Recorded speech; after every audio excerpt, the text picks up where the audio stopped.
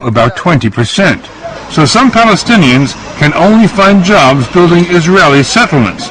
They're so ashamed to work here that they asked us not to show their faces. The settlers now number about 280,000, and as they keep moving in, their population keeps growing, about 5% every year. But the 2.5 million Arabs have their strategy too. They're growing bigger families. Demographers predict that within 10 years, Arabs will outnumber Jews in Israel, the West Bank, and Gaza. Without a separate Palestinian state, the Israelis would have three options, none of them good. They could try ethnic cleansing, drive the Palestinians out of the West Bank. They could give the Palestinians the vote. That would be the democratic option, but it would mean the end of the Jewish state. Or they could inflict apartheid, have the minority Israelis rule the majority Palestinians. But apartheid regimes don't have a very long life. Unfortunately, and I have to say to you that apartheid is already in place. Apartheid is already in place? Absolutely. Apartheid? Israel is building what it calls a security wall between the West Bank and Israel. The Palestinians are furious because it appropriates 8% of the West Bank. Not only that, it weaves its way through Palestinian farms, separating farmers from their land. They have to wait at gates for soldiers to let them in. Settlers get a lot more water than Palestinians, which is why settlements are green and Arab areas are not. Moderate Israelis who deplore the occupation used to believe passionately in a two-state solution. No longer. Meron Ben-Venisti used to be deputy mayor of Jerusalem. Israeli leaders and Palestinian leaders are negotiating a two-state solution. What do you think the prospects are? Prospects are nil. The geopolitical condition that we created in 1967 is irreversible.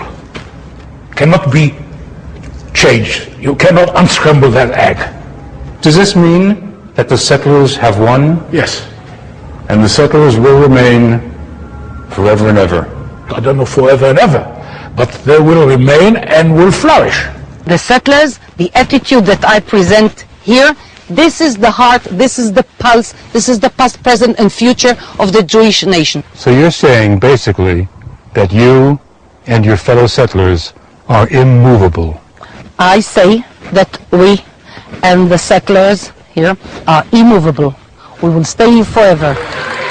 But one very important Israeli says she intends to move them out.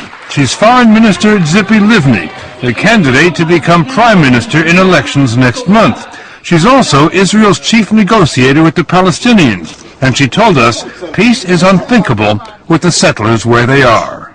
Can you really imagine evacuating the tens of thousands of settlers who say they will not leave? It's not going to be easy, but this is the only solution. But you know that there are settlers who say, we will fight, we will not leave, we will fight. So this is the responsibility of the government, of the police, to stop them. As simple as that. Israel is a state of law and order. And disorder. Here's what happened 3 years ago when the army evicted just 9 families from a West Bank settlement called Amona. It was chaos, the first time since the creation of the state that Jews were in pitched battle against Jews. To Israelis of all stripes, it was not a pretty picture, and it made the government loath to try again. Officials fear that more battles to empty settlements could rip Israel apart. They're afraid that religious officers in the army, and there are an increasing number of them, would disobey any order to evict settlers. There will be a mutiny in the army. A mutiny in the army? I think a mutiny against such an illegal order will make our army only stronger. The army is evicting Arabs from their homes in East Jerusalem, which Palestinians hoped to make their capital. Outraged, Arabs tried to save their homes, but the Israelis had the guns. Israel demolished more than 100 Arab homes in the past year, ruling they'd been illegally built. Arabs say this is just another tactic to drive them out. But officials say they also knocked down unauthorized Jewish buildings on the West Bank. They're put up by youngsters, the next generation's campaign to populate the land. Daniela Weiss told us they will not be stopped. The army tore this down this morning. Yes. And now you're rebuilding it. Yes, and we will have the upper hand. But the army will tear it down again. So we will rebuild it.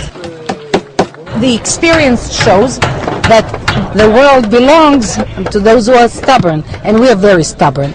Stubborn, she says, because they were ordered to populate this land by no less an authority than God. This is the mission of our generation. The most important point is this: to hold strong to the soil of the Holy Land.